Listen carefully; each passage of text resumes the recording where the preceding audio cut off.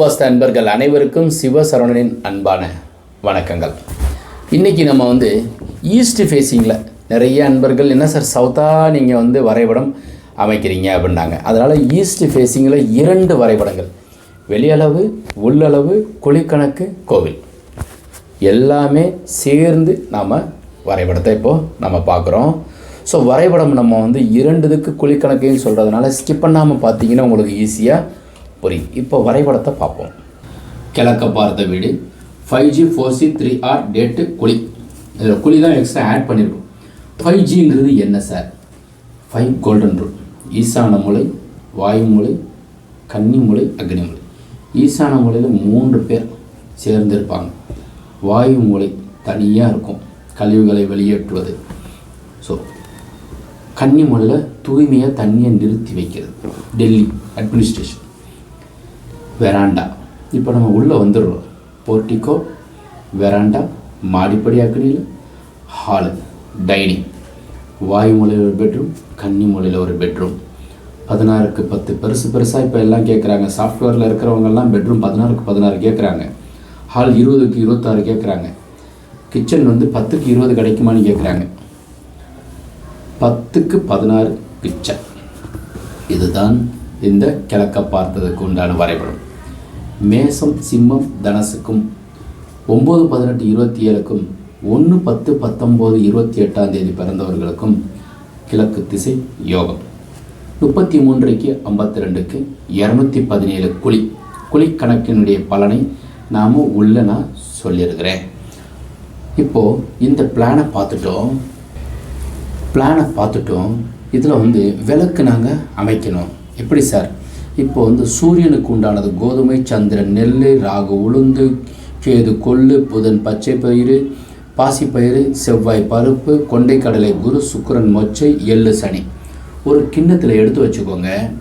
So இப்போ காசு பணம் வேணுங்கிறவங்க, பணம் நிறைய வேணுங்கிறவங்க சுக்கிரன் ஒரு சின்னதாக தட்டில் மொச்சை வச்சுட்டு அதுக்கு மேலே விளக்கு வைங்க. கண்டிப்பாக காசு பணம் வரும்.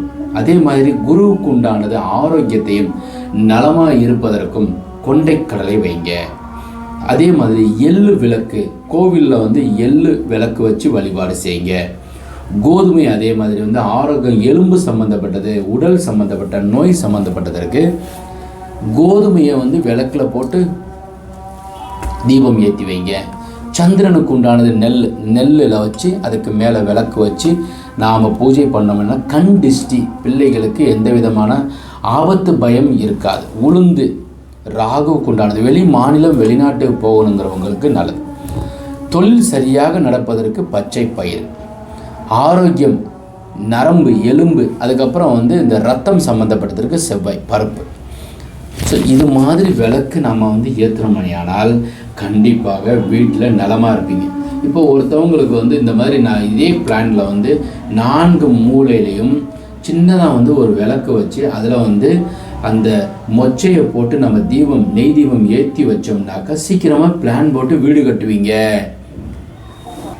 169 குழி கிழக்கு திசை, மேசம் சிம்மம் தனசு 9, 18, 27, 1, 10, 19, 28ஆம் தேதி பிறந்தவர்களுக்கும் யோகம். 26, 1க்கு 52 ஈஸ்ட் ஃபேஸிங்.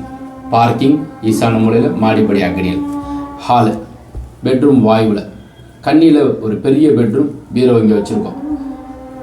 தெற்கு சோறு ஒட்டி கட்டலாக வச்சுருக்கோம். டாய்லெட், டைனிங், கிச்சன், மாடிப்படி.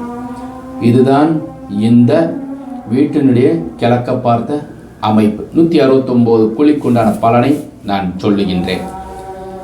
பிரமிடு படி வீடு வச்சு கட்டலாமா? சென்ட்ரிங் மாத்திரம் போடக்கூடாதுங்க, கம்பியே இருக்கக்கூடாது, பிரமிடுடைய ஆக்ஷன் இருக்காது.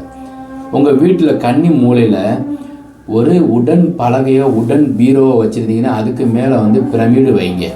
அதுக்குள்ளே உங்களுடைய தேவைகள், நான் வீடு கட்ட வேண்டும், நான் நலமாக இருக்க வேண்டும், என்னுடைய அப்பாவுக்கு பென்ஷன் பணம் வர வேண்டும், என்னுடைய தங்கைக்கு சீக்கிரம் திருமணம் நடக்க வேண்டும், நான் வெளிநாடு செல்ல வேண்டும், இது மாதிரி நிறைய ஒரு 10 குறிப்போ 20 குறிப்போ இருந்துச்சுன்னா அந்த பிரமிடுக்குள்ளே எழுதி பச்சை கலரில் பேப்பரில் எழுதி வைங்க. பிரமிடில் எழுதி வைக்கிறது ஆட்டோமேட்டிக்காக அது பிராணசக்தி. அந்நேரம் திறந்து பார்த்தீங்கன்னாக்கா வேலை செய்யாது.